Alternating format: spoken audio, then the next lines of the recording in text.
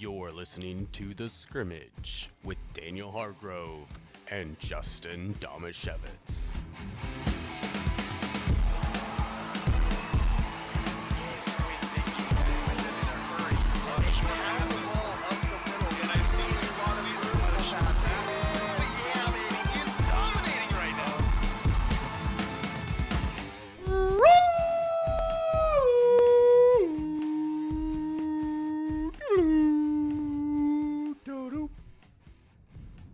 Was feeling like a first you sound like a boat. A boat, Yeah. and then I had Twilight Zone in my head, and then I ended it with like a Mission Impossible.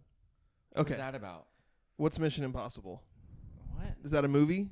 What? Is that a Tom Cruise vehicle? Yes. I haven't seen it. Really? Yeah. That's like up your alley. But if the mission is actually impossible, then the movie would be not very good. Exactly. So basically, the missions are very difficult, but they're more like how people use the word literal. Literally. Okay. Figuratively. So impossible figuratively. Okay. It's impossible. So except they're just bad at English. They don't know what impossible means? They're bad at English. Okay. That's what it is. All right. Well, this is The Scrimmage. And if you didn't know, Tom Cruise does weird, crazy stunts. And I did know that. Also, I saw a video the other day, a reel on Instagram of Tom Cruise running in like one of the Mission Impossible movies, and I literally stopped it. Literally. Yeah. Not figuratively, but actually literally. Stopped it, and I looked at my wife, and I was like, you know what? Regardless of what you think of Tom Cruise, his movie action run is amazing. I mean, he probably is the greatest Hollywood action star of all time. Like, who would be better? I mean, and even just by longevity. You have to put it in there, right? Yeah. Because he keeps pumping out Mission Impossible movies where he does crazy things. Yeah. Arnold? No. Sly? Probably not. Bruce Willis? Maybe. Got to be up there. There's some good ones in there. But but Bruce Willis did a lot more different stuff too, though. Yeah. And I feel like Tom Cruise had some other things early in his career, and then he kind of shifted towards more. He just kind of stayed in his lane after a bit. I'm not a fan, and part of it is because I feel like this is the perfect example. I don't know what movie it was from, but I had a video pop up in my TikTok feed the other day. Okay. That was Tom Cruise, right? And he's surrounded by like a bunch of big, burly-looking dudes that want to beat him up, right? And he said something like, "You don't want any of this smoke," or something like that. And I was looking at, like, there's these giant guys, and there's little 5'4", 125-pound Tom Cruise, and it's not believable. So I watched this, like, 45-second scene where he knocks out all these big guys, and I'm like, no. What is he looks like a little wimpy guy. But is it... I don't want to get canceled, but is it believable when Jet Li does it? Yes. Why? Martial arts. I don't think that's racial. I think that's the fact that Jet Li makes his living by being a martial artist. And Tom Cruise doesn't. That makes sense. Right? I think so. Okay. Yeah. Don't cancel us, please. What if it was Jason Statham, I guess? He's bigger, but he's also like martial arts dude, right? But at least Jason Statham has like that. Chuck Norris. But they have an imposing presence. That's true. Tom Cruise does not have an imposing presence. Like and maybe it's because I haven't seen these movies where he's like this total awesome like action man. Because Tom Cruise came to Aberdeen once, and so it just could be blows it out of the water. But if you just look at Tom Cruise, like without like absent context, you're like, that's a squirrely little wimp. It's a squirrely little dude, right? Like you're not intimidated by him whatsoever. No. So it's difficult for me. And you know what? Maybe I should watch some of these action movies that he's so supposedly great in. That way I would fear Tom Cruise the way the rest of the world seems to. You know what's weird is I've never thought of him as being feared. Like his action stuff is more like stunts, like running and jumping and that type of thing. I've never been like, oh man, he's a great fighter actor. It's more of the other stuff around it, like the driving a car, the riding a motorcycle, the jumping off a building, the running down a building roof, the sprint. Like he has all of these crazy type. Has he ever jumped from a building to a helicopter? Gosh, Probably, right? Probably. Like, I'm just trying to run through the 9 million Mission Impossible movies, and he's probably done something like that. He's like an American James Bond, kind of. Okay. I think but like the Daniel Craig James Bond. Yeah. Not the Pierce Brosnan James Bond is more like, I'm just going to gadget and romance my way out of any situation. I don't watch James Bond movies either. What? Or Indiana Jones. What? Like, see, the thing is for me, like, I like action movies. I'm so confused But right now. From what you've told me about your music taste, now I'm confused. Music? Did I say music? Yeah. Movie taste. Okay. So, do you just have a really narrow genre of movies that you like? Yes, I like a very narrow genre of music. Gosh dang it. No, I think it is weird. I like action, but I need like a 50-50 action comedy split. So, see, that's why part of the reason why I love Pacific Rim so much is because there's a lot of comedy mixed in there. Also, giant monsters. Right. And robots. So you must love, and I love this too, you must love the newer generation where they take comedians, turn them into action heroes, and then make movies around them. And I'm speaking of like Paul Rudd, Chris Pratt. Yes. Where it's like, hey, you're a comedian. The Rock. You should be. Oh, well, The Rock's kind of turned into a comedian. Yeah. Yeah. But okay, so you love the newer movies where they're like, you're a comedian. Let's make you ripped, turn you into a superhero, build a movie. Use Rush Hour as a baseline. We need to get it going with the 2-minute drill. Punch left, 45, 88 right, on one, ready, break. That's not what he says. Oh, right. I have to use your phone because mine died. The Texas Rangers have made a... Is this your question? It is. The Texas Rangers have made a splash by trading for New York Mets starting pitcher Max Scherzer. The Mets have been so bad, I forgot that he's been pitching for them this year. The Rangers currently hold the lead in the AL West and have the fourth best record in the majors. Justin, does this trade make the Rangers the favorite to represent the AL in the World Series? It's hard to imagine any team that's not from the AL East being the favorite to represent the AL in the World Series because, as we were just talking about before the show, the Yankees are like 6 games over 500 and they're in last place in their division, which is totally bonkers. And yes, the Rangers are good. And yes, their top 3 pitchers in their rotation have been way, way, way better than the last 2 guys. So extending their rotation is definitely going to help them. But I don't know if Scherzer is going to have enough left in the tank. He's definitely on the tail end of his career. He hasn't been very good this year. I'm pretty sure his ERA is up over 4. So I don't think this move alone will have that big of an effect for the Rangers to get him over the hump on being better than teams like the Orioles and the Rays. With the MLB trade deadline just a couple of days away and the Seattle Mariners toiling in mediocrity, Daniel, should the M's look to trade off a player or 2 to build for next season?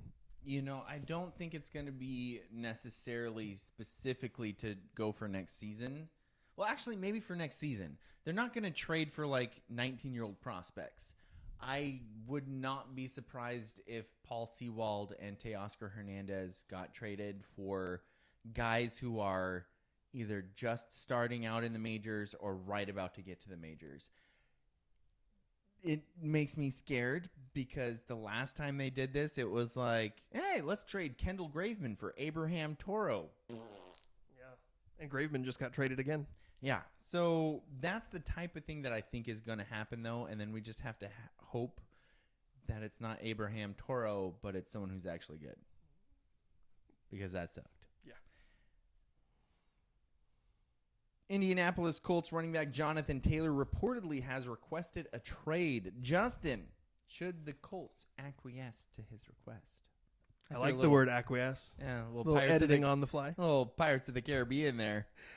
No, they shouldn't. The Colts are an absolute dumpster fire, and Jim Irsay is a weirdo, and he said something that offended Jonathan Taylor, and apparently Jonathan Taylor now wants to be traded. But what are you going to get for him? Like, you have a guy who's on his rookie deal who's going to be looking for a big payday and has 1 season left of team control. Who's going to give you anything for that? You're going to get way better value if you just keep him on your team, and if he doesn't want to play, make him hold out. You're going to stink anyway. Kansas City Chiefs tight end Travis Kelce admitted on Twitter that he needs to be a better teammate and a better leader after back-to-back days having physical altercations with teammates during training camp. Daniel, do you think these issues will affect Kelce or the Chiefs this season? What a giant fake tough guy tool bag. He punched a teammate in the face. Oh my gosh. With a helmet on. Stupid. Gosh, he's an idiot. I can understand it one day, your tempers flare, but to come back the next day, like, the only thing of grace I'll give him is something going on in his personal life. But otherwise, stop being a giant tool bag. And since Kelsey's always a giant tool bag, I'm going to say he's going to affect the Chiefs. They have a good Really? They're going to be poopy poop butt butt soup. Whoa! Bold prediction by Daniel Hargrove predicting the downfall of the Kansas City Chiefs. I'll do to Kelce. Isn't it And fun? he's my starting tight end on my fantasy team. Ooh. But I also, it's all right. You have Kittle too, though. I also have Kittle. Yeah. But what do I do? We're in a keeper league. Mm-hmm. I can't keep both of them, can I? I got a billion running backs. Should we trade you a running back for Kelce? Can we do that before the draft? Not really. Is this technically collusion? Let's turn the recording off for a second. Okay. Boop. Okay, it's off. Okay, so what running backs do you have? Christian McCaffrey, Javonte Williams. I have 4 guys that are pretty good, but now I can't remember who they all are. Worries me. That's going to be difficult. I'll just turn the recording back on. Okay. Boop. So anyway, what do you think about Travis Kelce? Is he the biggest tool bag of all time? I think that their podcast is really funny. Have you listened to it? You know, I haven't listened to it yet, but I think he's the perfect type of person for a podcast. Yeah. And I think those two as characters, because it's him and his brother, right? Yeah, and Jason's more likable. Yeah. But they're both really funny. Right. Is his brother the one that also does magic? He does magic? I didn't know that. Oh, maybe there's some. Are you thinking of Phil Dunphy from Modern Family? No, there's. First person I could think of who does magic. There's an NFL player who also does magic, and for some reason I thought it was Travis Kelce's brother. I'll tell you the first thing about this that struck me is that how differently we think about these sports, because football is so violent that not Magic the Gathering. Magic. Stupid Google. If you had an iPhone, you could just ask Siri. Oh, you know what? No, Cassius Marsh is not who I was thinking. No, it was the former long snapper for the Eagles, John Dornbos. Oh. I think he went on like America's Got Talent and something. Yeah, that's who I was thinking about. Sounds like a real loser. Yep, my bad. Okay. Anyway, I think the thing that struck me about this the most immediately was that we were just talking about a teammate in the NBA punching another teammate in the face during preseason, and that video leaking, and that affected the Warriors because Draymond Green punched Jordan Poole in the face before the season. Maybe. But how do you know this guy that Travis Kelce punched didn't have it coming? You know what's funny? But because when football players do violent things, we're like, oh, that was a crappy thing to do. But you know what? The culture of your team is going to probably be okay because you're out there doing violent things. But when a pro player in the NBA does that, in a very similar scenario, it was like during a practice or something when they were off the court and he got mad and he punched him in the face. But we look at that very differently. Can you give me a little background on these? Were these sucker punches like Frank Clark? Or were these like they were squared up, ready to go? So remember the Frank Clark one? Yeah. That was dirty. Yeah. That's like a dude facing the other way and you punch him from behind. I would say the Draymond Green Jordan Poole one, some people were calling it a sucker punch. They were having a verbal altercation. Okay. And they were like facing each other, but Jordan Poole was obviously not ready for the punch. So it was kind of a sucker punch, but it's not like he came up from the side and punched him in the head, Carmelo Anthony style. Right. I forgot about that. Yeah, he did that, and then he ran. Yeah. But I liked him when he played for the Blazers, though. Me too. The Travis Kelce one was like, it was a play. Like there was a ball that was thrown, and there was a safety that was guarding him. And he punched him?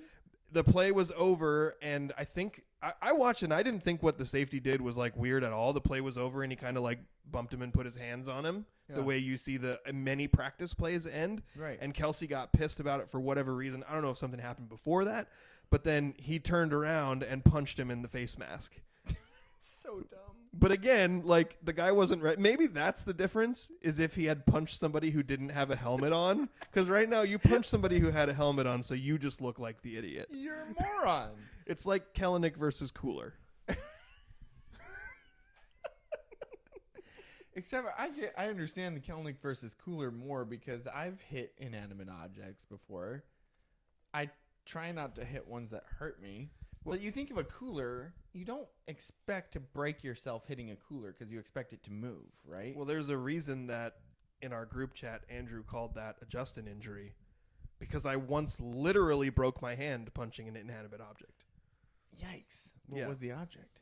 Was it a wall? It was a wall-ish item. It was an immovable metal item. Gotcha. And I got very upset with an argument a very heated argument I had with someone, and I took it out on this immovable inanimate metal object, and what they call it, a puncher's fracture or something like that, where like one of the bones in your hand breaks. You know, I felt really dumb though. I bet. Confession time. Mm-hmm. Partially, I'm grateful that I usually don't have the reaction to punch something. Mm-hmm. I have the reaction to throw stuff. Okay, that's better. It's better, but it's also dangerous because what if you throw something and you accidentally hit somebody else? It could happen. Yes. Last night, though, just last night, I've been doing, for the most part, better with my anger. Mm-hmm. I don't know what happened, but last night I burned some nachos. And that would set me off, too. I was so angry. Yeah. Wait, how many chips did you have left? Was there enough ingredients for you to make more nachos? You know what? The part that makes this the most stupid, there was enough usable nachos still good enough to eat that it didn't actually matter. Okay. But when I opened the oven, I saw spatterings of like burnt chips. And I went, no! Did they explode in the oven? I chucked the oven mitt that I had and I threw it across the room. I was like, no! And I chucked the oven mitt. And then I grabbed the other one, pulled it out, and was like, oh, most of them are okay. Okay. But yeah, it was, not going to lie, it was not a good moment. Well, since we're in full-on confession time. Oh. You know, I used to be a supervisor for many years. Yes. And I have an employee who worked for me for a couple years. Did you not raise your hand at church today, by the way? You know what I'm talking about. There's no way. Yeah, I In fact, I crossed my arms. And I was like, I have a real problem with being told what to do. Yeah, me too. What about when they said to link arms across the... Oh, no shot. No chance. No chance. So I literally out loud, I had my sons on both sides. I mean, this is where I'm a terrible example. Right. I have my 17-year-old son on one side, my 13-year-old son on the other. Yeah. And the person who's in the pulpit says, hey, if you're comfortable with it, everybody across the building just link arms. And I literally out loud said, I'm not doing that.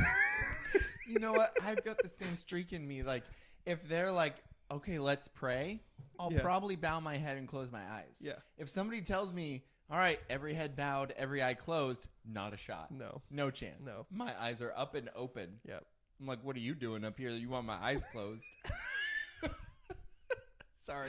We have issues. That was a weird side tangent. We have issues. But anyway. So I was telling this story. I had this employee who worked for me for a couple years, and we eventually became decent friends, and we'd see each other every once in a while, and we'd chat. Okay. But he loved to tell me the story about how on his first day of work, his initial impression of me was that I got so angry that I came out of the office and I took the giant garbage can, like a big, tall, like 4-foot tall garbage can, and full of garbage, and threw it across the bay, like 20 feet, garbage flying everywhere. Then I went into the office and slammed the door and refused to clean it up.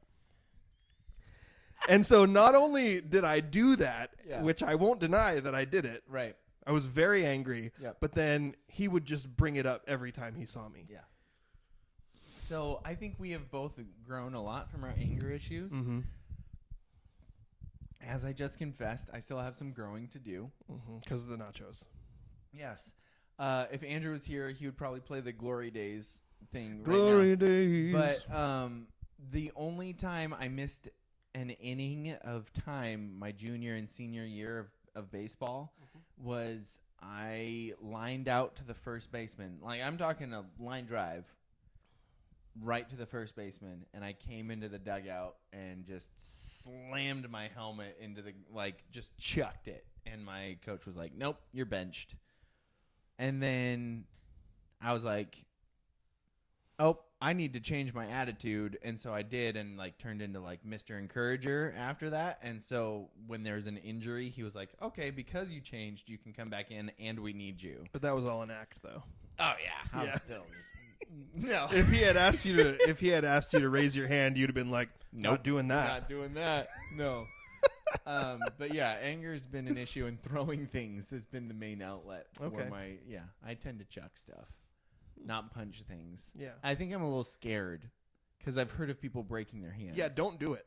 Yeah, I had a Don't teammate punch once, or kick things. I had a teammate once, thankfully not break, but like severely cut his hand on a locker after losing a basketball game. Just punched a locker and it like sliced open his hand. Oh. Yeah. He picked the wrong spot on the locker to punch. Right? Like he must have punched the spot that has like slats? the grate. Yeah, yeah. Oh, that's it. That's dumb. I wasn't in there Who because was I it? wasn't actually on. Well, I'll out him because he's in Iceland, so he probably will never hear it. But it was our foreign exchange student. The bad guys from Mighty Ducks 2. Exactly. No, thank you. Yeah. You know what's funny is we were at state with him, and the Mighty Ducks movie came on, and we were like, dude, Iceland, what are they saying? And he's like, it's so dumb. They're saying, who's the best? Iceland. That's like literally everything they say in Icelandic in this whole movie. Who's the best? Iceland. And we're like, really? It's like, yeah. I hate this movie. Everyone in Iceland hates this movie. Do you remember from Parks and Rec? The Parks and Rec when they're doing the fake. What's it called when they do the thing where everybody represents a country? Yeah. The UN summit or the Yes. fake UN summit, Right. and they're asking Andy, played by Chris Pratt, Yeah. which country he wants to be, and they're like, well, you want to be Iceland? And he's like, the bad guy from Mighty Ducks? No, thank you. And they're like, how about Japan? He's like, the bad guys from Karate Kid? No, thank you. And they're like, all right, be Germany. And he's like, okay, Germany's never been the bad guys of anything. Dude, we are so far off the rails. Oh, are we It's doing not a even show? I funny. forgot. Are we I thought we doing a were just show, or chatting. Without Andrew, is this just what happens? Oh, by the way, in case nobody noticed, our producer Andrew Gross is not here. By the way, this is the scrimmage, and I'm Justin Damashevitz. I got Daniel Hargrove here with me, and apparently we are completely incapable of doing an organized show without someone watching us. We've gone from movies back to movies, like back in shows. Eastland. That's how they say it. Eastland. They don't say Right. Iceland. Yep. And they just say, who's the best? Eastland. Should we just watch Mighty But Ducks? yeah, he punched. It was my junior year. Mm-hmm. And we lost our first game, which was to Aberdeen. And I wasn't even on the varsity at the time, but I noticed that Emmy had a cut on his hand after practice the next day. And I was like, what happened to Emmy? They're like, oh, he got really upset when we lost to Aberdeen in our first game of the season. And he punched things. Ugh. Yeah. Emmy was amazing, by the way. So, junior Olympian who was originally supposed to play high school basketball in Alabama somewhere until like a week before the school season started. Alabama, Grays Harbor County, same thing. Yeah. So I've heard people actually say that Grays Harbor County is the Alabama of Washington. And that isn't true. No, it's not. No, I almost said something I shouldn't have there. What? Is it time for your favorite part of the show? Serving questions up on a silver platter where the points are made up and the rules don't matter. Time for Stump Daniel. Stump Daniel is brought to you by the law office of Jeffrey A. Damashevitz. Daniel, did you know? No relation. Did you know? First of all, the Mariners are up 4-0 going into the bottom of the ninth. Let's go! And there's one out now. So if they win if they win tomorrow, is the trade deadline tomorrow? The trade deadline is like 11:59 tomorrow. Okay, so they have the this full is their day last tomorrow. game. Oh, they're off tomorrow? No, I'm saying is it 11:59 p.m. or Yeah. a.m.? No, it's like they have the full day tomorrow, but once the calendar switches over to What's today? Yeah, today's the 30th, right? And there's a 31st. Right. So they have the full Let me check the calendar now. Yeah. So they have the full day tomorrow, but then as soon as midnight strikes August 1st, which is Tuesday, they can no longer make trades. So I mean, they still can, but so if they differently. win the game tomorrow, Yeah. then they'll be 5 games over 500. If they hold on today, Yeah. win the game tomorrow, then they'll be 5 games They'll over be 500. 4 games over. They're 2 currently. They're 53 and 51. Right, okay. Yeah, you're right. So they'll be 4 games over. Is But that enough for Trader Jerry to just buy instead of doing the buy-sell thing?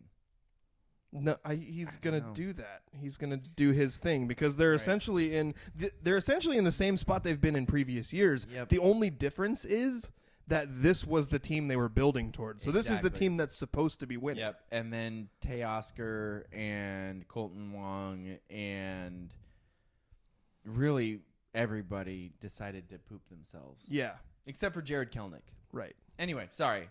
Except Jared Kelenic did kind of poop himself for When like he- a month and a half, and then decided and then to play. kicked a yeah. Yeah, and then but he was playing really well when he decided to break his foot. Yep, that's true. So, anyway, going back to Stump Daniel. sorry.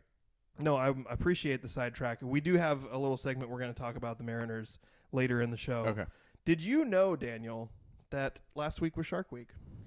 You know, I assumed it was because I saw an Instagram post, or was it Facebook, of your wife made some Shark All Week the stuff. socials. I saw some desserts that were Shark Week themed, and so I assumed, oh, must be Shark Week. So my whole life I've been a total nerd. Yes, I've been afraid of sharks. Daniel and I share a irrational terror of sharks, although I would Yep. tell you the evidence is starting to point towards sharks are eating people. Right? More recently, there are more stories you. coming out of not just people being attacked by sharks, but people being eaten, So they go back for a consumed. second bite? They consume the person so that I knew it! the remains cannot be found. Even this just happened like a month ago. Yeah. They're evil. Yeah. Also, you know what frustrates me the most? Tell me. Another side tangent. Yeah. Is it When about sharks people though? are like, oh yeah, when people are like, oh, you know, more people get attacked by or struck by lightning than bit by a shark, and I'm like, yeah, you know how much of the population lives where literally there's no water, let alone oceans with sharks? Yeah. You have to be in their environment. Yeah. Lightning happens everywhere. And that was another one that I really love is people will be like, well, more people are killed by pigs every year than by sharks. Yeah. We live on land. Exactly. Pigs live on land. Yes. If we lived in the water, Yes. people would be getting killed by sharks constantly. every day. Yeah. So wait until like Thank you. in the next 5 or 10 years when both California and southern Florida fall into the ocean. Yep. There's going to be a Waterworld. lot more shark attacks. If it was if we lived in Waterworld with Yeah. Kevin Costner, Yeah. sharks just be eating people. Yeah. Yeah, every day. That's a movie I've always wanted to watch but never pulled the trigger. Dude, we should. You haven't watched it? No. I don't think I've ever watched all of it. I'm intrigued by it though. I've always just seen it playing on TV and watched for a little bit and really enjoyed the bits that I've seen. Mm-hmm. I also watched. We're talking about movies again. Yes, we are. Also, I think it's Universal Studios has like a whole Waterworld show, Oh. like a live show where like dudes are riding around in jet skis and like going underwater in their jet skis and stuff. It's super fun. Yeah, we should watch Waterworld And go to sometime. Universal Studios. It's a fun amusement park. Not gonna lie. Anyway, So Daniel, in honor of Shark Week, yes. I have shark trivia for you. Oh, I used to read all the shark books when I was a kid. You're gonna get some of these. Cool. You might get most Let's of these. do it. Do you have a good goblin shark question on here? I left it off. Dang it. Those guys are creepy looking. Yeah. Good old goblin shark. It always reminded me of the Green Goblin. Yeah. Yeah. Anyway, sorry. Daniel, what is the largest species of shark? That would be the whale shark. Bing! Boom! Correct. Right Got off it. the bat. I want to, dude, those are so cool, by the Yeah. way. Doesn't it go blue whale shark in size? Maybe. I think so. I think there's other whales that are bigger though. Are there? Okay. Yeah, because like a humpback is really big. We might have to check that one. That we should do some fact checking. Whale sharks are huge. I always love shark trivia. Oh, I love shark trivia. Next Okay. one, Daniel. All right. What are baby sharks called? Oh, crap. Ooh, I don't know this one. Yeah. So baby cats are kittens. Yeah, baby whales are calves. Baby dogs are puppies. My wife just sent me a text that says, Lucy the whale shark, because that's from Dora the Explorer. I don't know why. Or Diego, the one with the animals. Diego. Yeah. But for some reason, if you hear dings, that's because I'm getting text messages on the computer and I don't know how to make it quiet. Anyway, for some reason, I'm furiously Googling, but I'm Googling whale shark size versus whales. In contrast, the largest is the blue whale, 100 feet long and weigh up to 200 tons. The largest shark species is the whale shark, which can grow up to 40 feet long and 20 tons. Yeah, you're probably right. There's definitely there's got to be a whale in between there, right? I would think so. Yeah. I'm not a whale expert though. Yeah. Oh, let's see. A shark. Let's see. So a whale is a mammal. A shark has cartilage. I'm trying to figure out because a shark wouldn't be called a fry, would it? There's fish. I'm gonna go with a pup. Okay. I'm gonna go with a shark pup. Daniel, you are correct. Are you serious? 2 for 2. Let's go. Sharks are pups. Yes. It's so hot in here. Yeah, it's really hot. Sorry, I just saw you towel yourself off there. It's a little, sometimes when you're an athlete, you just got to kind of like dab the sweat off. Yeah. We do, for people who don't know, you notice that there's no Andrew, which is why this show's been a mess.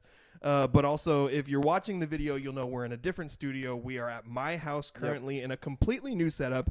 So I would love it, actually, if you give feedback about like how the show comes through, what the sound is compared to normal. Yep. These kind of things are going to help us while we're trying to build what our setup looks like in the future. So feel free, whether it's positive or negative, to please let us know how you think about that. Now, Daniel, here's another one that is kind of hard. Dude, blue whales are huge. Blue Daniel. whales are just massive. Sorry, I'm just looking at. You're 2 for 2. You got pups, which was pretty impressive. I'm shocked by that. Shocked, I tell you. What is the collective noun for sharks? Collective noun. I don't So, like- quite understand the question. Like a Like- murder of crows. Oh, okay. I gotcha.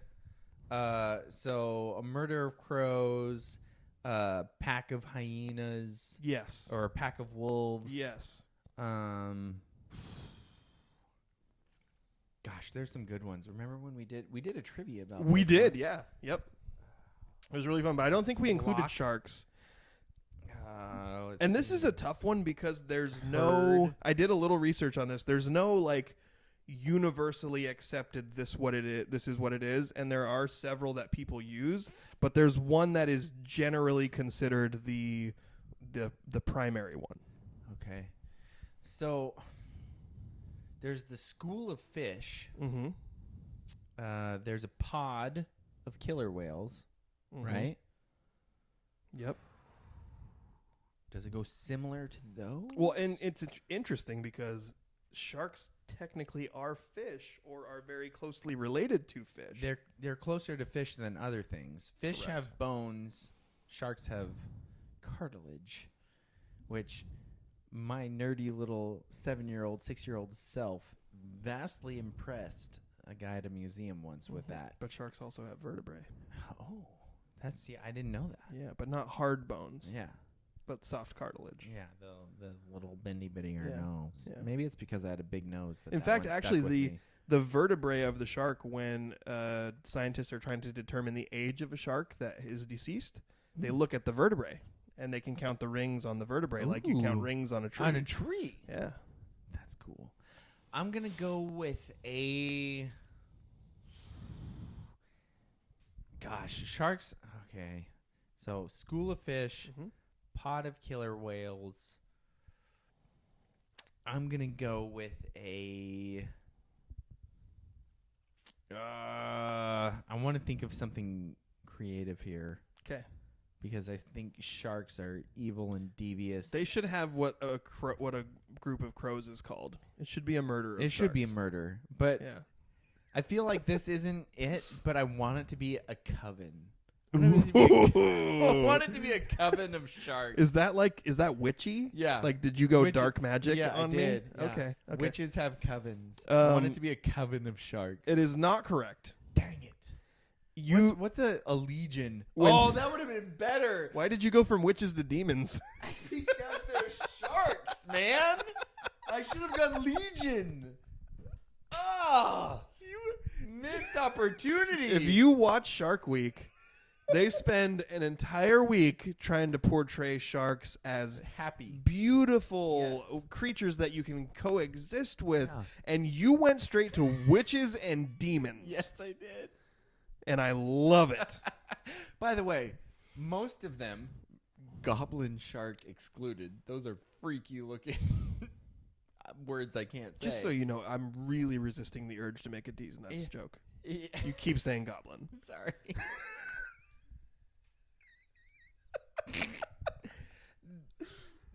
Sharks are gorgeous Yeah. And majestic. and terrifying To be- and evil Yeah. and dead eyes. Mhm. Yeah. Yeah. Yep. It's literally haunts my nightmares. So a group of sharks is called a shiver.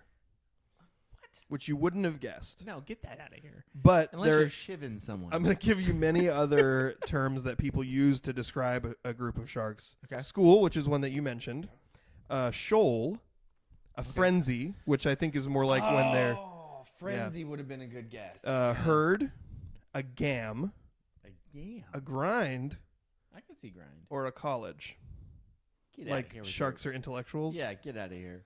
No. See human, eat human. Did you ever watch Deep Blue Sea? Oh yeah, Oh yeah. so many times. Right. That's there's some great shark bite moments. in Spoiler that alert, one. when Samuel L. Yes. Jackson is standing Yes. outside of the water pit the thing best and the scene. shark jumps out and chomps him and pulls him under the water. It's the best scene. He Is gives it us- better than Oh. when they have the person on the stretcher and the shark has it in its mouth and the shark swims over and throws it against the window to break it? Yeah. Because that's one of the moments when they realized, oh crap, these sharks are smarter than us. Right. It's so good. If you haven't watched Deep Blue Sea, go watch it. It's amazing. The Samuel L. Jackson part's the best though. Yeah, Yeah, easily. agreed.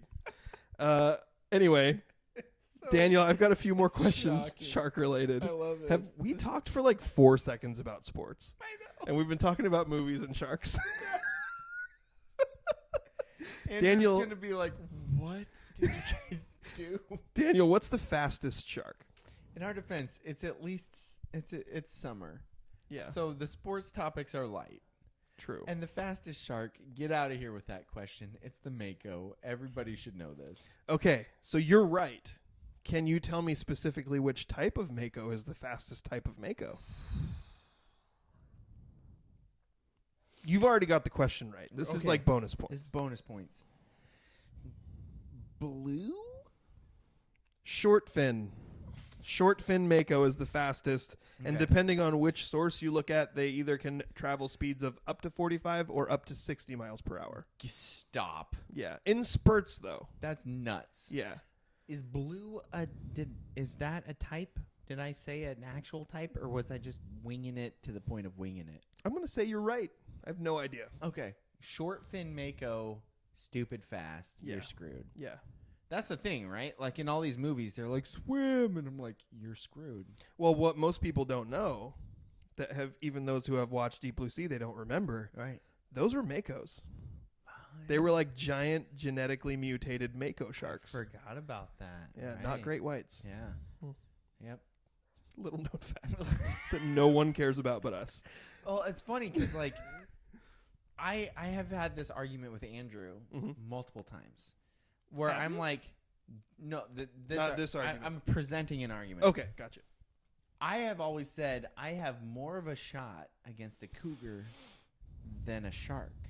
Cougar on land versus shark in the water. Right, because at least I am a land mammal. So that automatically gives me more of a shot against a cougar than being in the water against a shark because I am not a water animal. I agree. Also, what about shark I'm on still land or cougar in water? I'm screwed either way.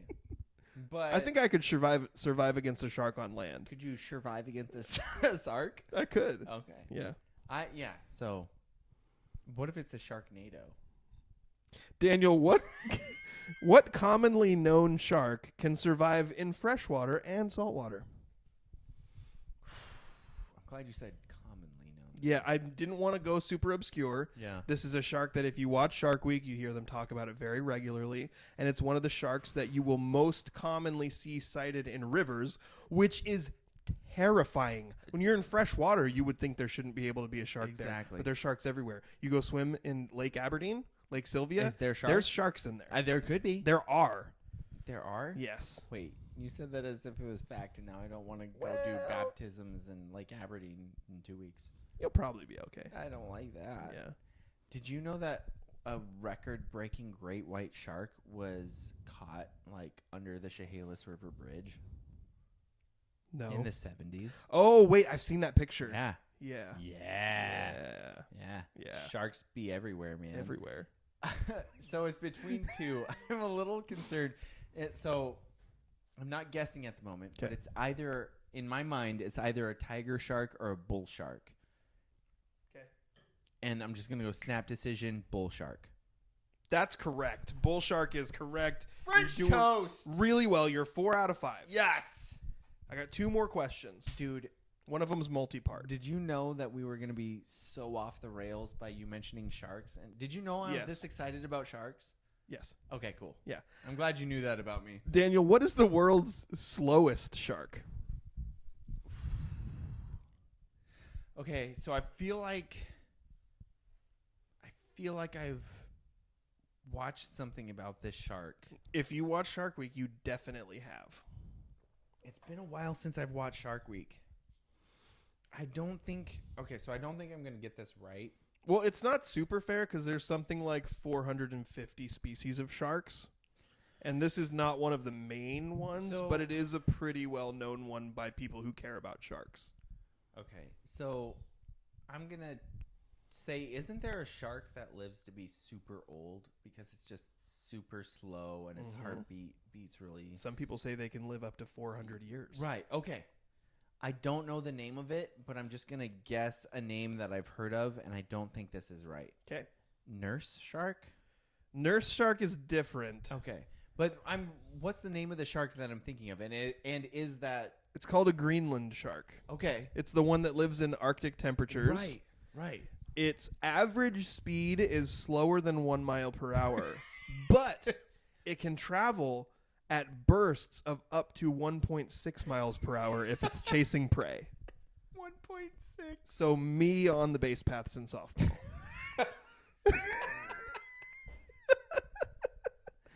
You with pulled hamstring.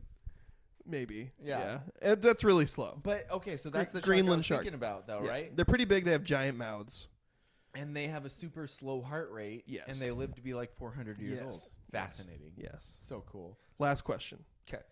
Daniel, rank the top 3 types of shark in order which are responsible for the most unprovoked attacks on humans since 2000. And this information is according to the ISAF, which is the International Shark Attack something.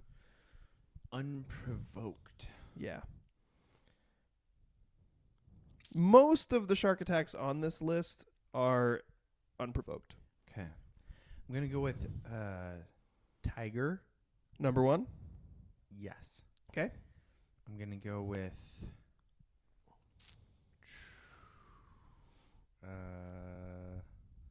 bull.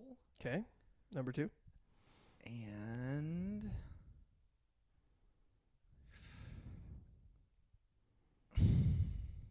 okay, so I've got everybody wants to say great white, right? And or hammerhead. I feel like those are the most commonly used in movies. Mm-hmm. So I think I'm gonna wing it and go with great white because I didn't put them number 1, but are they on the list? So I'm gonna go tiger, bull, great white. Final answer. You got all 3 of them, but not in the right order. Oh, I'm impressed with myself. But Did those I get any of them in the right order? no. They're all in the wrong spots, but you got them in the right order. You got the 3 right. That's impressive that I got them all wrong. So it kind of is. There's only 3. But the thing is, so here's part of it. Right. Like these 3 sharks are by far and away the biggest killers of humans. There's no other shark like Makos are in the top 10, hammerheads are in the top 10. Nurse sharks actually attack people a lot, but they're almost never fatal. Okay. So great, and the reason I like what you're thinking with great whites, because like part of the difference is a tiger shark and a bull shark will mess around in shallow water. Right. Exactly. Great whites are deep sea attackers who attack from beneath. Right. Oh, it freaks me out. However, The whole attack from beneath thing just because you'll never see it coming, it literally I'm having issues. and it hits you with such force that you will wonder what you like. What if you are a surfer who gets attacked by a great white shark when it propels itself from underneath? Yeah. You will be being eaten, and you won't know what's happening. Exactly. Such force. They're Daniel, so huge. Great white sharks are so far and away the biggest perpetrators of unprovoked attacks and fatalities. So the movies are real. It's not even close. Shark Week, you are propagandists.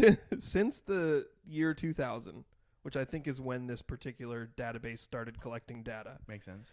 great whites have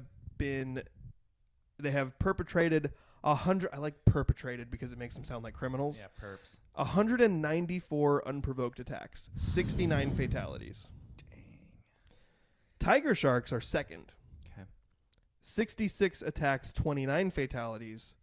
Bull sharks are third, 65 attacks, 26 fatalities. So see, the percentage of attacks that end up in fatalities are pretty high. Yeah. Because again, they don't mean to. They thought you were a seal. Guess what? When you get a chunk hanging out of your leg, you're probably going to die. It doesn't matter if they like the taste of you or not. Well, sharks can smell blood from really far distances. Yes. And also, I don't know if you know this, but like people swimming or on some kind of surfboard or paddleboard kind of looks like prey from underneath. Yep. And also, if they bite you and they haven't eaten in a while and they're hungry, you're toast, man. Yeah. Doesn't matter if you taste good or not. You're going to be consumed. It's like when you're really, really hungry. My family, my wife's family especially, has the saying where get your victims hungry and then they'll like your food. Okay. Yeah.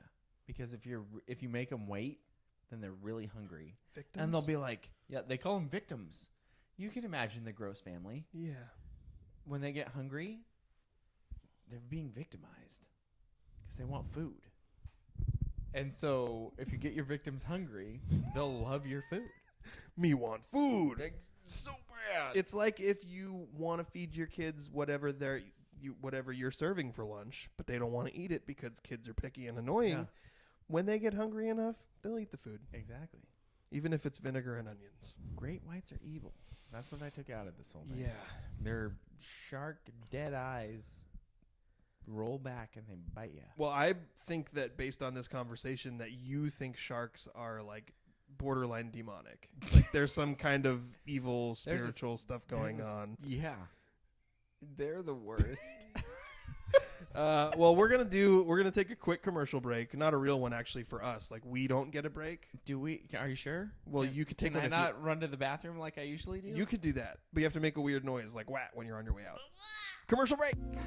Do you have a legal situation and need someone on your side? Let the law office of Jeffrey A. Damashevitz be your advocate. If you've been the victim of medical malpractice, suffered a personal injury, or need representation with real estate law, small business law, or estate planning, let Jeff Damashevitz put his 29 years of experience to work for you. Call Jeff Damashevitz today at 360-612-3991 or visit damashevitzlaw.com. That's DAMASIEWICZLAW.com. And welcome back to the scrimmage. Thank you for listening. Thank you to our sponsor, the Law Office of Jeffrey A. Damashevitz. I'm Justin Damashevitz. No relation. I'm Daniel Hargrove. What's the A stand for? You have an A? No, you do. Oh. I think we did the order of that wrong. I did mess that up completely. By the way, if you noticed, we said our sponsor, singular. So if you would like to sponsor our show or know anyone who might be interested in sponsoring our show, we have a fantastic opening. Yeah. Our our athlete of the week gets a lot of traction online.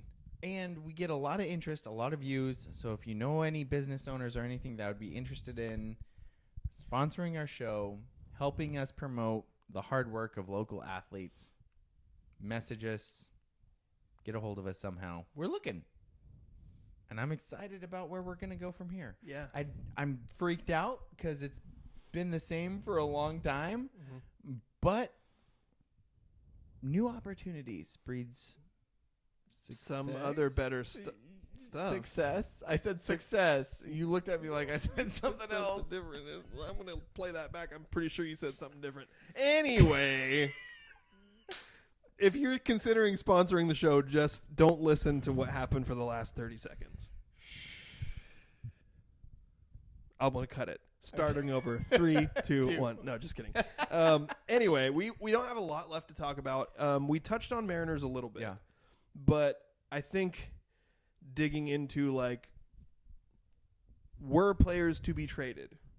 Who is it likely to be? And what is most likely the scenario of return? Because with the win today, like you were saying, Daniel, if they also win tomorrow, they might be in a position to try to make a push. Yep. But they might not be able to wait until the game is over tomorrow to decide what kind of moves they're going to make. Yeah. And I don't think that the way this season has gone is what Jerry Dipoto imagined for this season. Absolutely.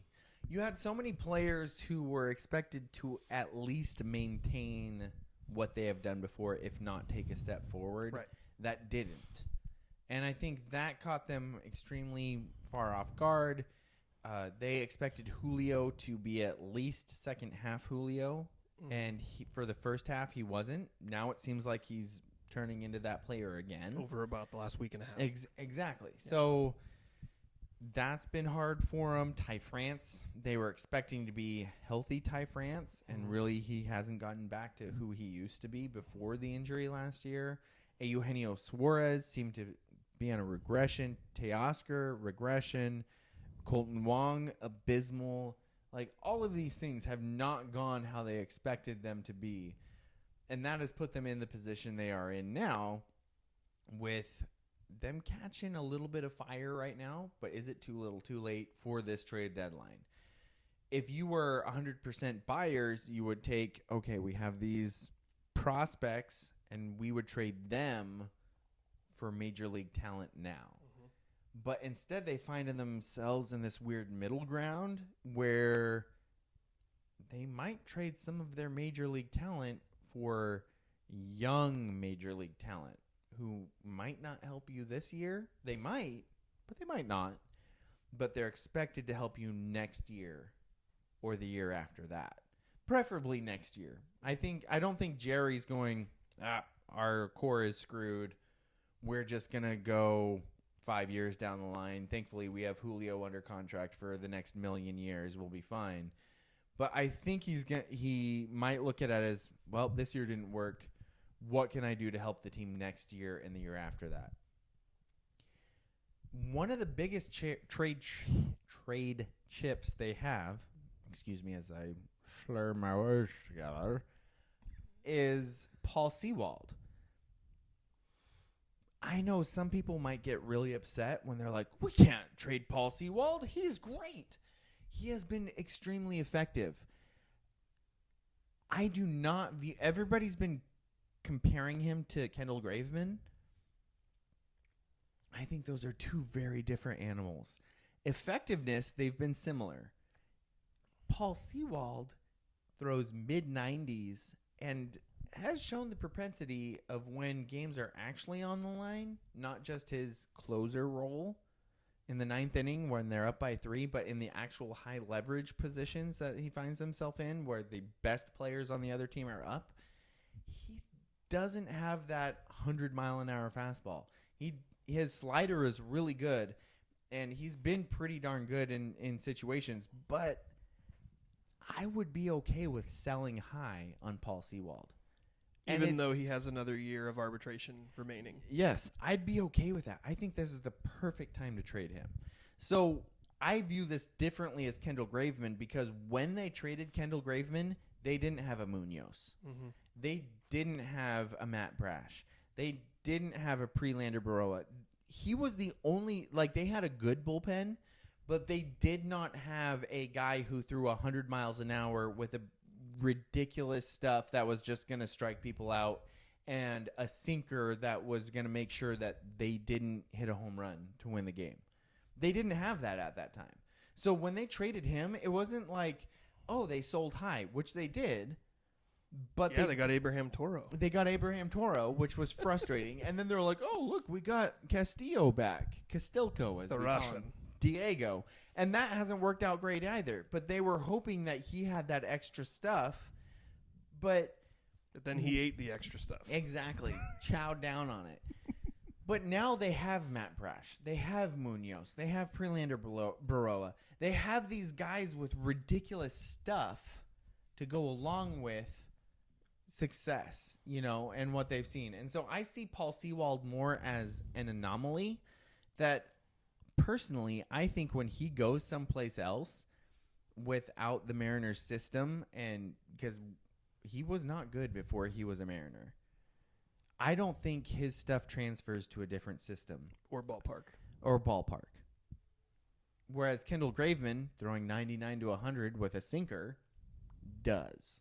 And Kendall Graveman, who's now back on the Astros. And you see him continue to be a trade chip. Mm-hmm. I think when Paul Sewald gets traded, he's going to struggle, and then he might end up back with the Mariners at some point. The Mariners bullpen is loaded right now, and they are loaded with stuff guys. Mm-hmm. So I'm okay if they sell high on Paul Sewald and get somebody back. It would... Especially because they have more pitching than they do hitting in the pipeline. Exactly. Absolutely. The hard part is the message to the guys. Mm-hmm. Everybody loves Paul Sewald. So if you trade Paul Sewald... That's Graveman-like.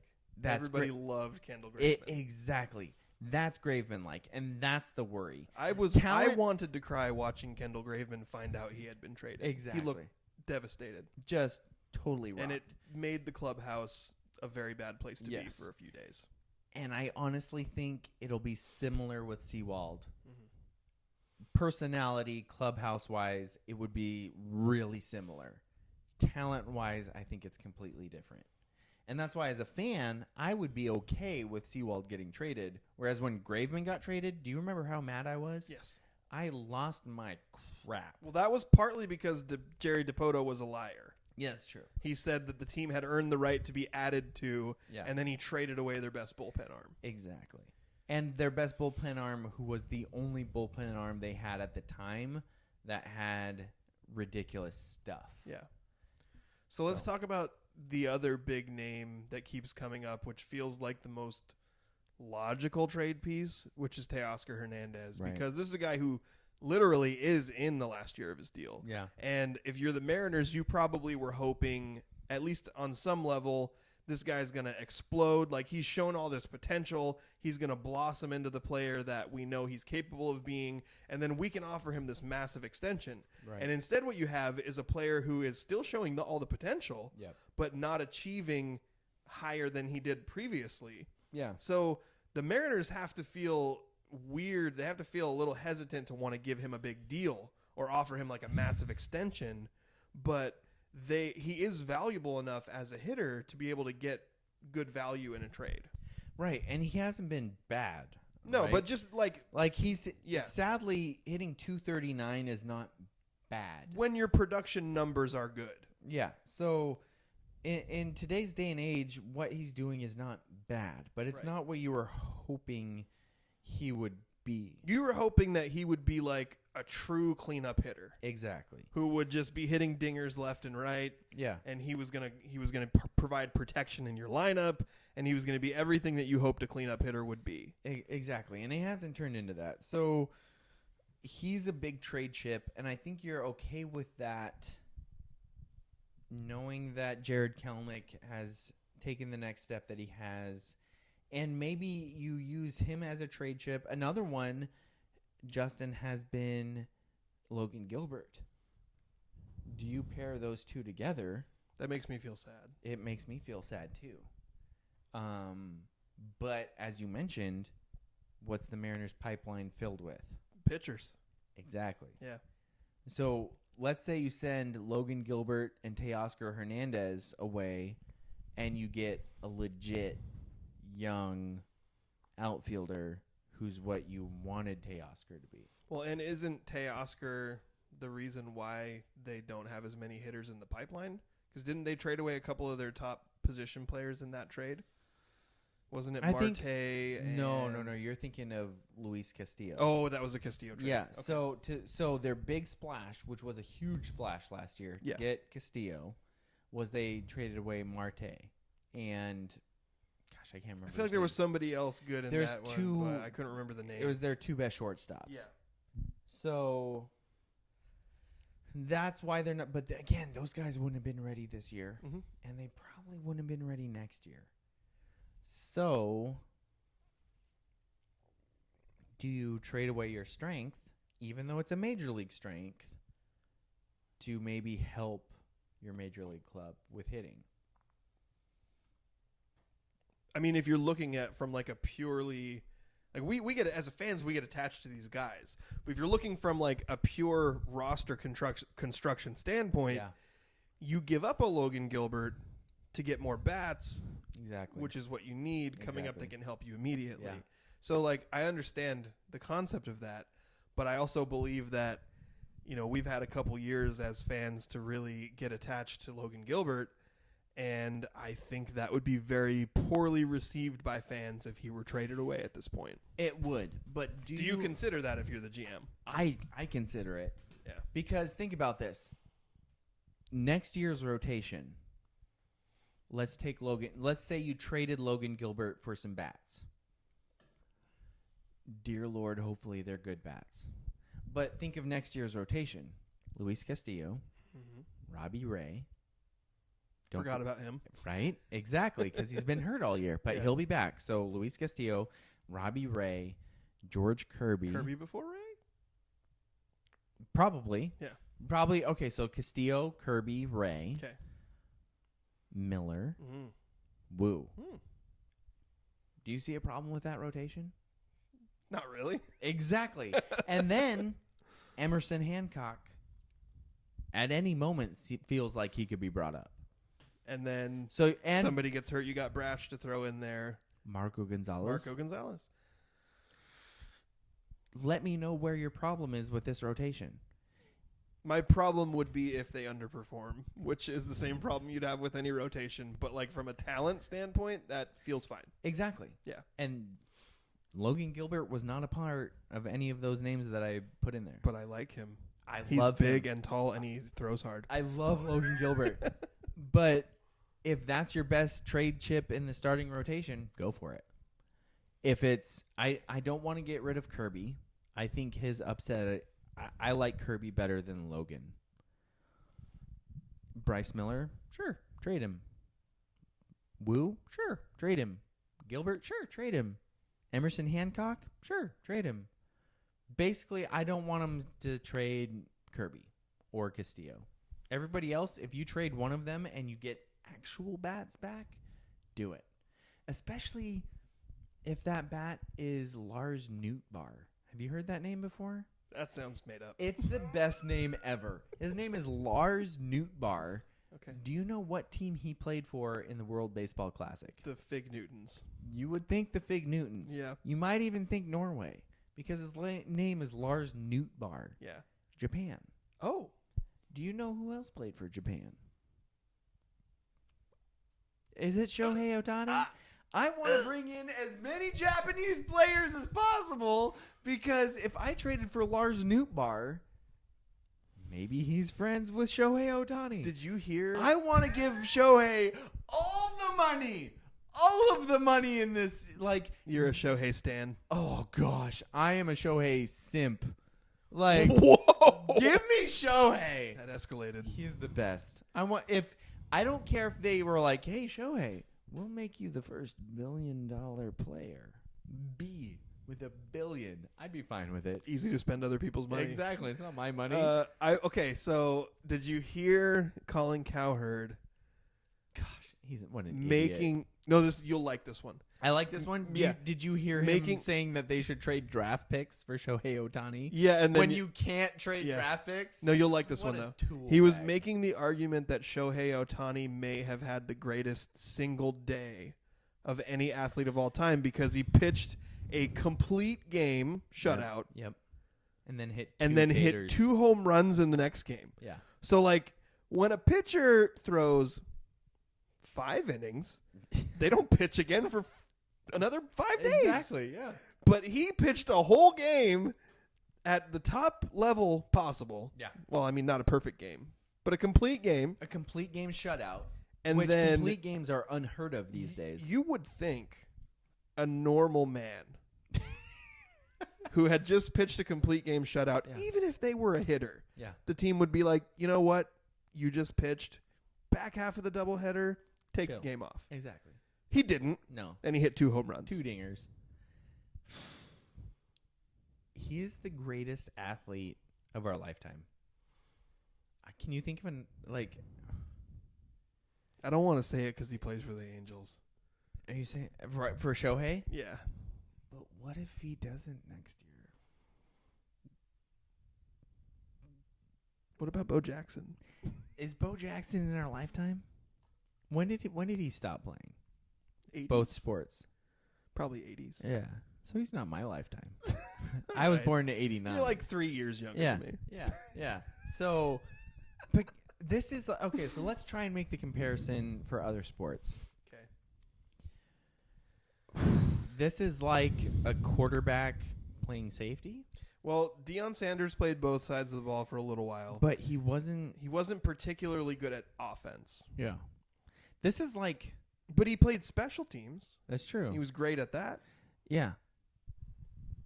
While also being one of the best, if not the best, defensive players in the league. And he also played baseball. Yep. So I think you have to throw that in there. Because some people are like, well, Bo Jackson played both football and baseball. But were you trying to hold my hand?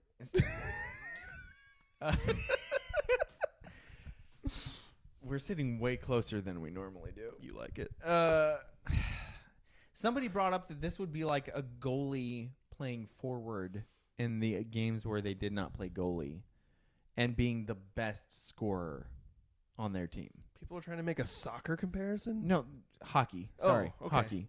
But I guess you could say soccer, too. It's hard in all the other sports, though, because not all the other sports, but in many of the other sports, players play both, like basketball, soccer, hockey. Basketball they're doesn't playing offense and defense, so it is difficult. Like there are great two-way players in those sports. Yeah. But like football is the most easy comparison because you have guys who they either just pitch or hit, or they just play offense or defense. So this would be like a quarterback, like because he's on pace to hit over 60 home runs, which would make him like the best hitter in the league. So the best offensive player. He does lead the AL in home runs, I believe. Yeah. So the best offensive player in football, quarterback, right?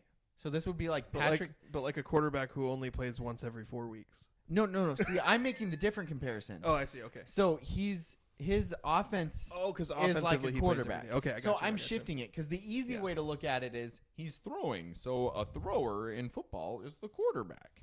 But I think the comparison is more he's hitting 60 dingers, so he's like Patrick Mahomes. Okay. Yep.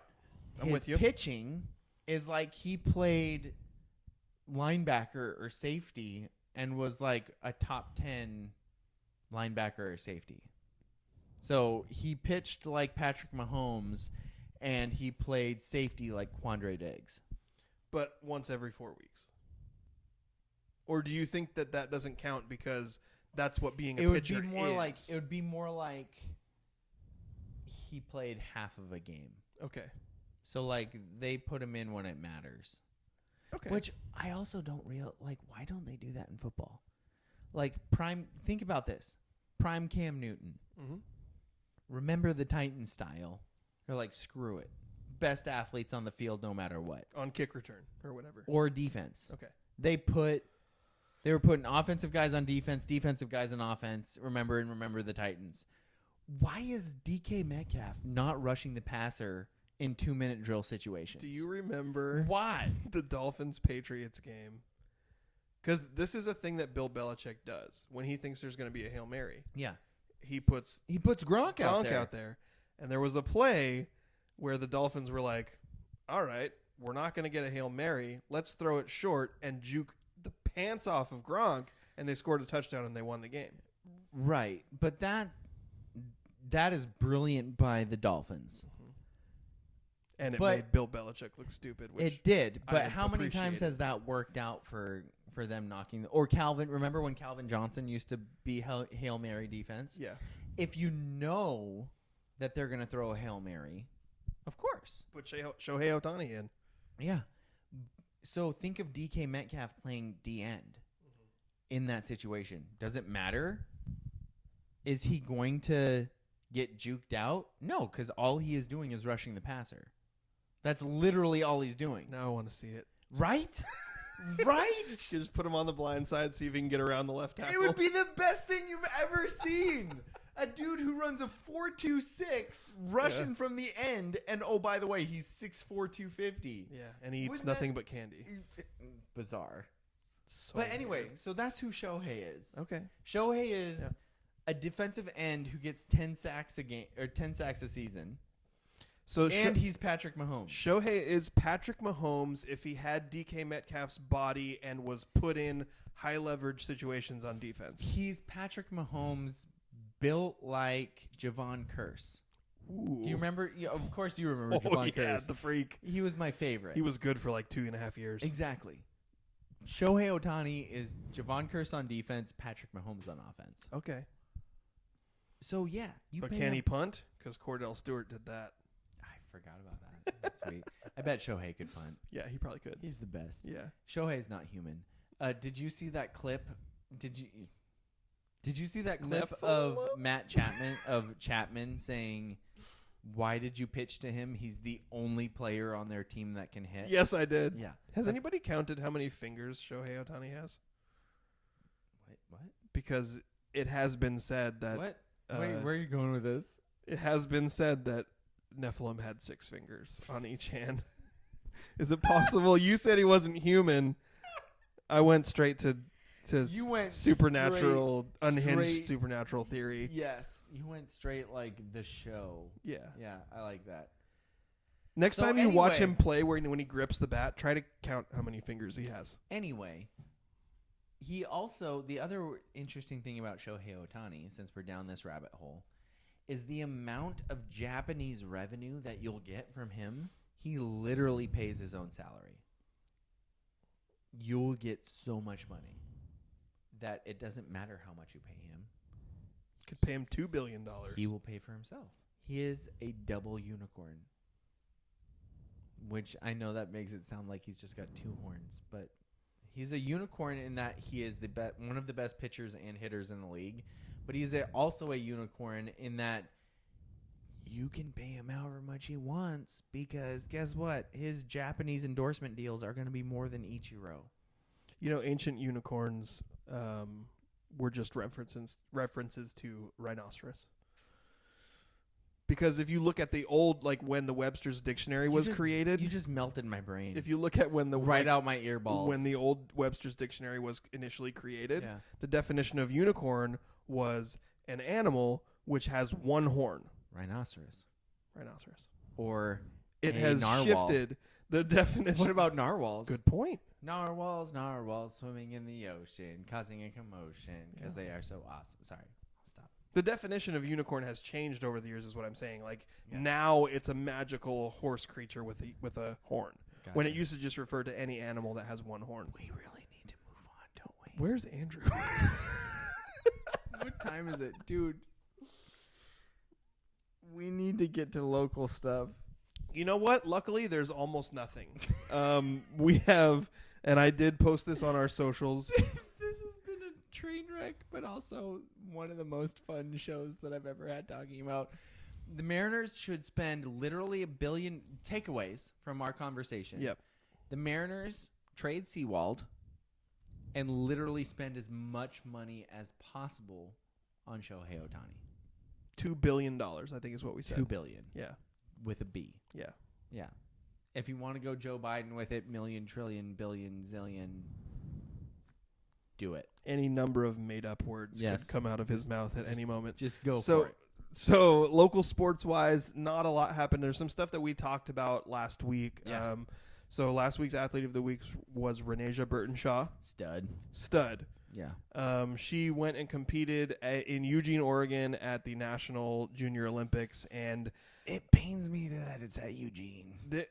But it was at the campus of Oregon, Yeah. which is kind of like the mecca It's of sort- U.S. track, and Yeah. that makes me upset.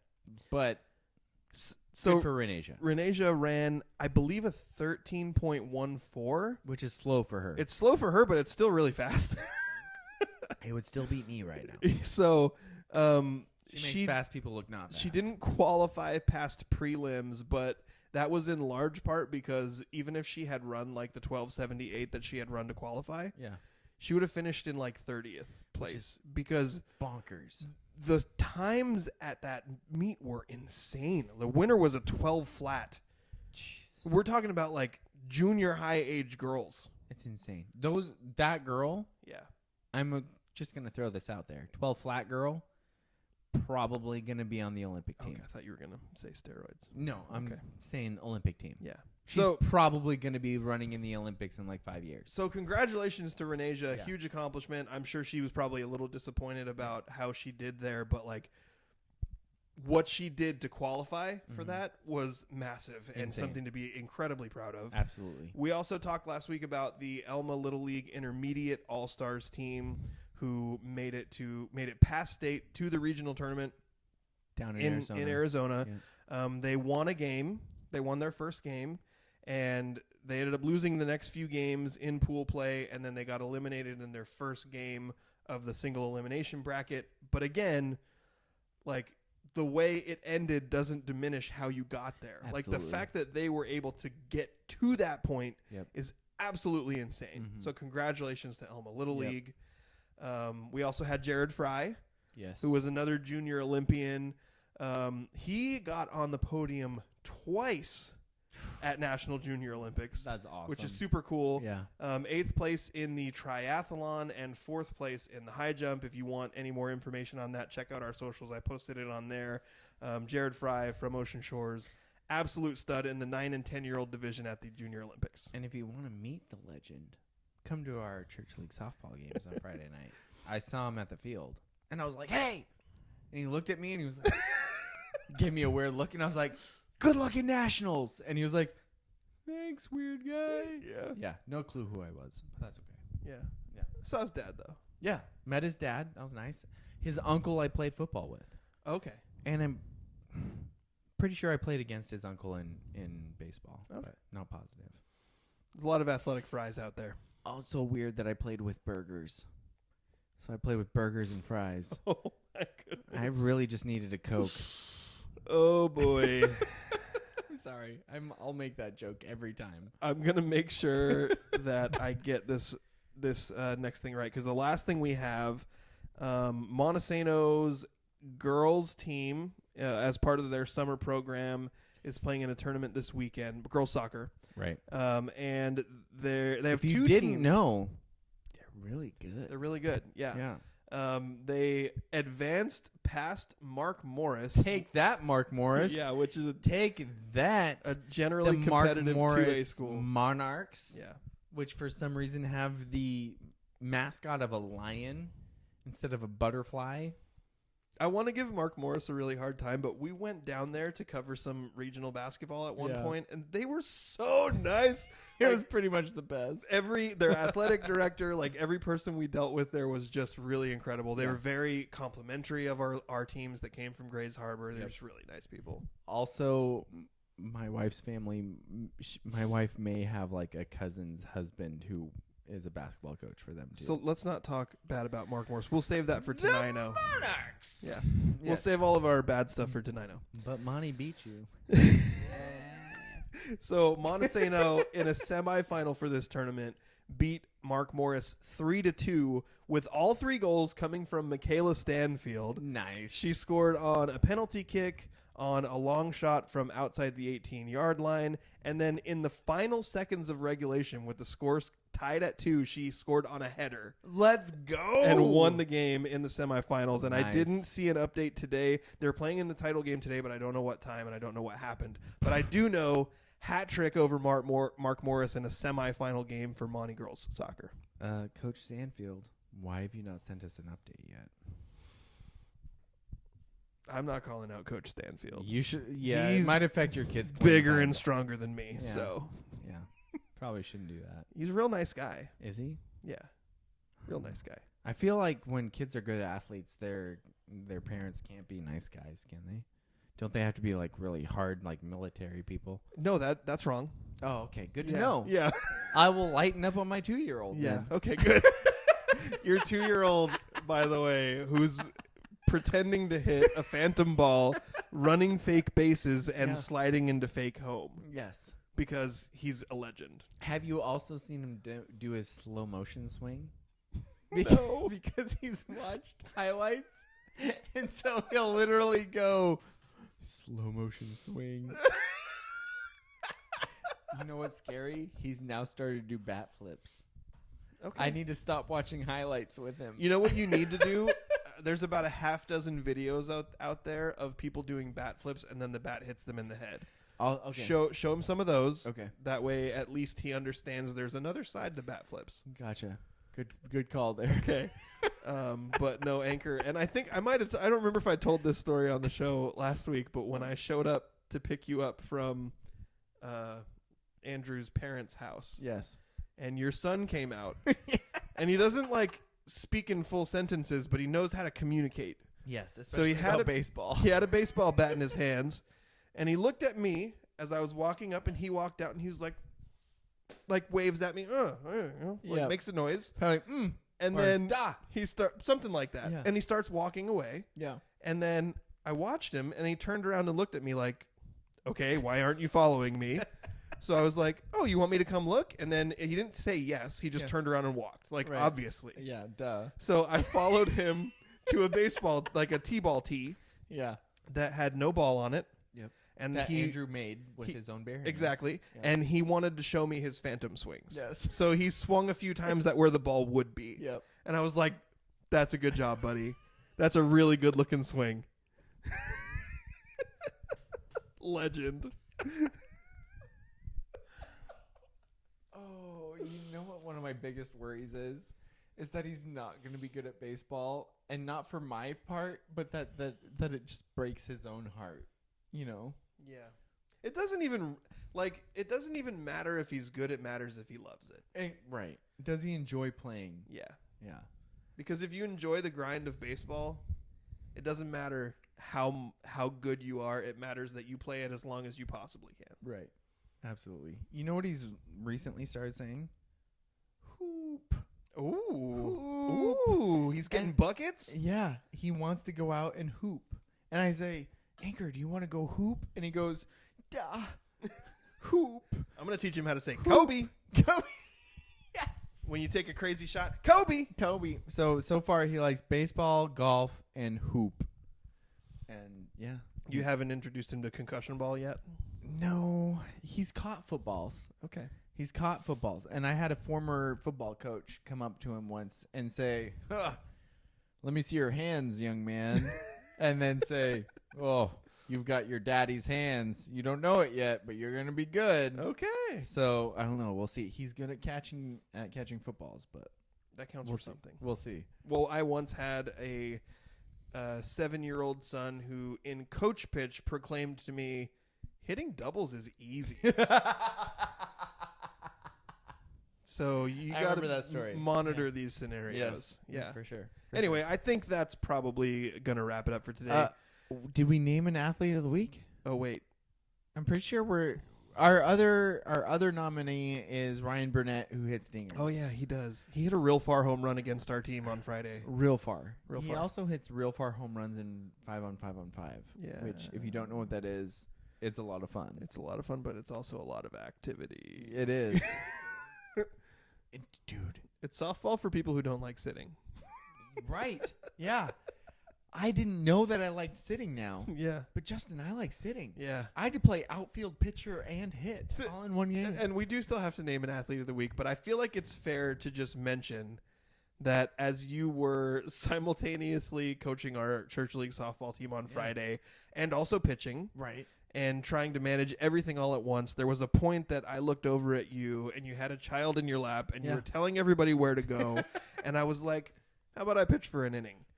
That was I was so grateful. Also, I'm so grateful for your daughter, Allie. Yeah, she's the best. She loves playing and taking care of Anchor. And I Yeah. completely, I don't know if this is right, but I completely trust your 8-year-old daughter to take care of my son. But both her and her cousin, entertained my son. They're good for girls. an hour and 15 minutes. And yes, I was very grateful you pitched that inning because I was so overwhelmed. But yeah, Mikayla Stanfield, athlete of the week. Yeah. Yeah. This show has gone off the rails. Mikayla, if Andrew were here, we would have done a much better job Yes. of naming you athlete of the week. It's But true. you know what? You did real good. Yeah. And also, you do real good all the time. Constantly. So that thing that you did in the semifinal probably didn't feel like that big a deal to you. Gonzaga commit Mikayla Stanfield, by the way. Really? Yeah, she committed earlier. I think in February, early this year while the school year was still going on, she committed to Gonzaga soccer. Nice. So pretty cool. That's awesome. I'm really excited for you, Mikayla. That's really cool. Yeah. I just had a bunch of random squirrel things pop into my head, but I'll tell you about it after we end the show. Okay, so thank you for joining us. I'm Justin Damashevitz. Sponsor us. Daniel Hargrove here with me. No producer Andrew Gross. So everything bad that happened today is his fault because he His wasn't fault. here. Yes. And this has been the scrimmage.